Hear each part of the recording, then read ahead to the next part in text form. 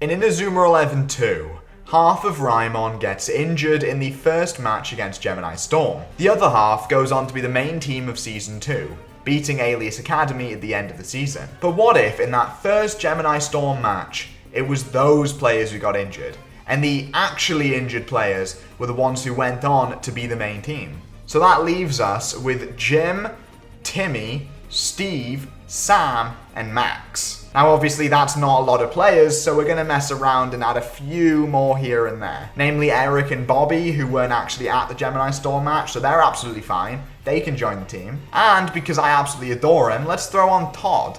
Todd got injured pretty quickly in the actual season, getting injured in the Osaka arc in the game. And I think he leaves at Forkshore in the anime, but we're going to keep him in the team for this one.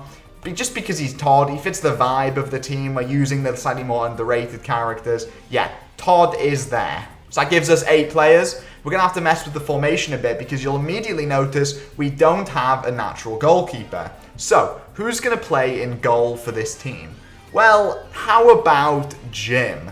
Now, this is going to take a bit of explaining, so let me give it a go. Jim is obviously tall, he's a defender, he's got those defensive instincts you'd like to think. He's tall, he's lanky, I know I've said he's tall a few times, he's tall. So I think he would make a pretty alright goalie just from a generally looking at him standpoint. But then also, well, Jim's whole story always seems to be about the fact that, you know, he feels very invisible, he doesn't feel seen, he kind of wants to feel seen, he wants to be, you know, he wants to feel like the world is acknowledging him. And what better way to do that than to take up the role that Mark Evans took, stand in the middle of those 2 goalposts, and give it a bloody good go. We could have this whole storyline where Jim, in goal, being a goalie, starts to feel alive. It starts to be what motivates him, and he enjoys it. He feels connected to being a goalie because it makes him feel seen, it makes him feel alive. Every time he makes a save, it gives him a little tingle, stuff like that, you know what I mean? And so I'd love to see Jim become the goalie of this team. We'll push Eric Eagle up to a striker, and then this will be our formation. As for captain, obviously Todd gets it after Mark graduates from Raimon. But I'm going to change things up slightly, and I'm going to make Mark give the captain's armband to Steve. Steve's kind of been there since the beginning, basically, him and Kevin. So I think it makes sense for Mark to choose an OG member, someone, you know, who has been at the club for a while, is good mates with people, is pretty mature, old, comparatively. I think it makes absolute sense for Steve to become the captain of the team.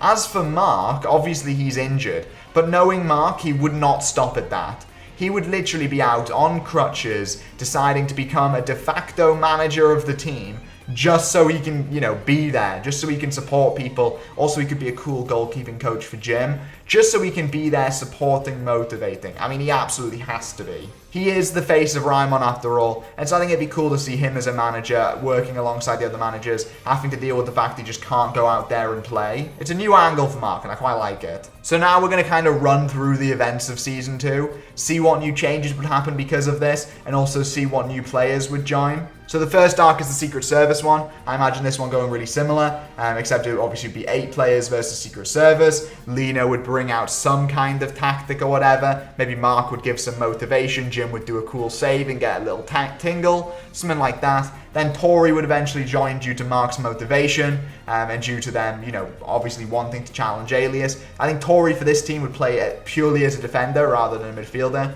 It just makes more sense. We're missing some defensive options. Absolutely makes sense to start Tori as a defender. In between Secret Service and Alpine, I think we're going to go back to Raimon and we're going to add 2 new players to the team.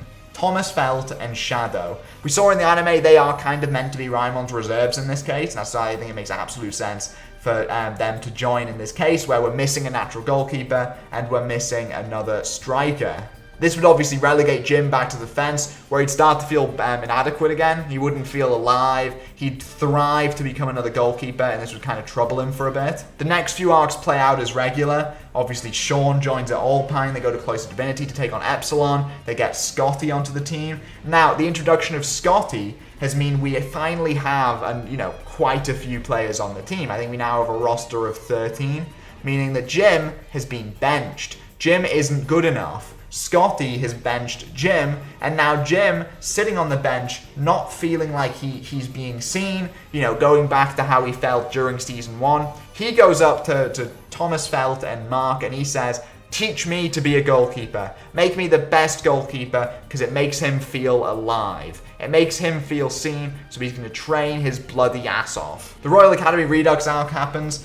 Cool little thing here. What if Jude was a member of Royal Academy Redux alongside Sanford and King in this version? Maybe Jude, after getting this injury, starts to think he's not good enough, Nathan style, and is lured back by Ray Dark. If Sanford and King can be lured back, then sure, Jude definitely can. The Osaka arc happens. Eric's still in the team, so obviously Sue joins. Now the Forkshore arc happens. Now obviously, as there are like 2 goalkeepers on this team already, there's no reason for Darren to join, so he won't. Instead, Darren will join Felt and Mark in teaching Jim Mugen the Hand. Because Jim, wanting to feel alive, developing as a goalkeeper, he goes, when he hears about this move, Mugen the Hand, he goes, I want to do that. I want to be the guy who uses Mugen the Hand. I want to do it, and I want to do it right, and I want to save the day.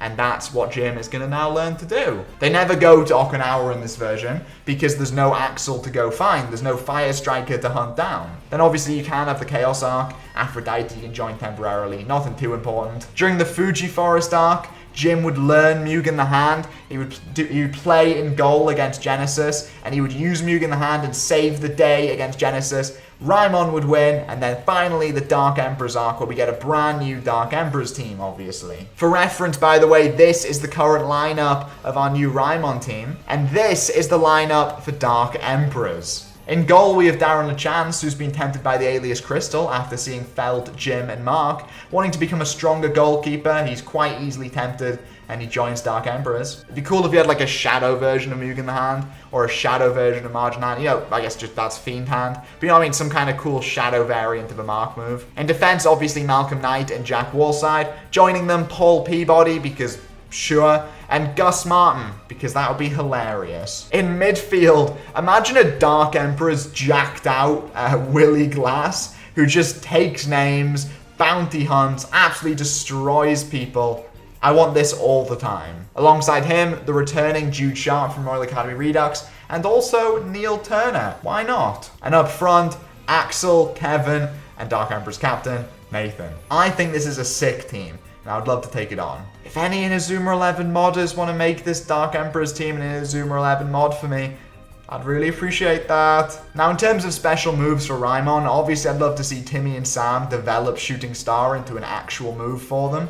I'd love to see the same happen with Max and Steve for Revolution V. I'd love to see some of the Dark Emperor's moves basically become actual moves. Seeing a crossfire between Sean and Shadow would be sick. Having Jim have a goalkeeper move before Mugen the Hand, which is like bloody coil turn, but maybe like his arm just spins lots and he like, you know, his arm maybe turns into like a snake or something and he just attacks the ball. That'd be cool. I'd love to see Steve get his own dribble. I don't know, maybe he just gets super like acrobatic for some reason. Obviously, Timmy needs to have a moment at Cloister where he finds his people with martial arts, and so he trains to learn a new martial arts shooting move. And I'd love for Sam to kind of become the Gojan-esque character, where, you know, his grenade shot eventually becomes this super, super, super powerful shot where just kicking the blue ball, like, destroys the ground around him and creates a massive earthquake, and the shot fires off like a bloody cannon at full pelt. Something insanely over the top like that. But yeah, that is my pitch for what if the other players from Inazuma 11 Season 2 were injured. Hopefully you enjoyed. Make sure you like, comment, subscribe, and I'll see you guys in the next one. Bye.